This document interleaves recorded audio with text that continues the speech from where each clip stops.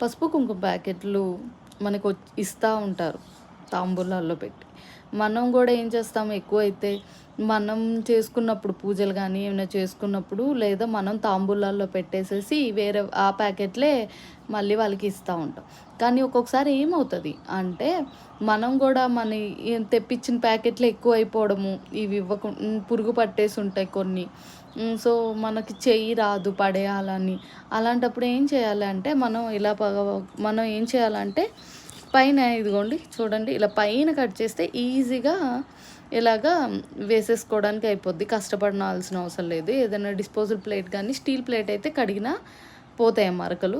ప్లేట్లో వంపేసుకోవచ్చు. లేదు 2 సెపరేట్ కావాలి అంటే ఇలా మధ్యలో ప్యాకెట్ ఇలా మధ్యలో కట్ చేస్తే మనకి 2 సెపరేట్ అవుతాయి. పసుపు ఒక ప్లేట్లో, కుంకుమ ఒక ప్లేట్లో వేసుకోవచ్చు.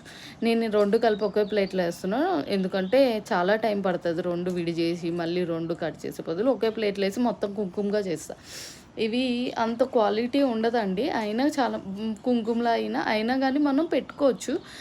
లేదు మనం పూజలకప్పుడు గిన్నెలుకి బొట్లు పెడతా ఉంటాము దేవుడి పాత్రలకి, అట్లా వాడుకోవచ్చు. లేదు అంటే గడపల దగ్గర గడపకి మనం శుక్రవారాలప్పుడు కానీ ఎప్పుడైనా మనం గడపకి క్లీన్ చేసుకున్నప్పుడు పెడతాం కదా, కుంకుమ పసుపు కానీ ఏమైనా పెడతాం.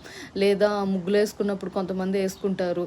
లేదా పొయ్యి అలికినప్పుడు, పొయ్యి శుభ్రం చేసుకున్నప్పుడు, ఏదైనా పూజలు చేసుకున్నప్పుడు కూడా ముగ్గేసుకొని వాటిపైనే వేసుకోవచ్చు. అందుకే ఇలా పైన కట్ చేసుకుంటే మనం ఈజీగా వేసుకోవచ్చు. మనం ఏం చేయాలంటే కట్ చేసుకునే ముందు ఇలా విదిలించుకుంటే అంతా పసుపు అంతా ఇక్కడున్న ఇలా కిందకు వచ్చేస్తుంది. మనం కట్ చేయగానే ఒకేసారి ఇలా దొర్లి ప్లేట్లో పడుతుంది అనమాట.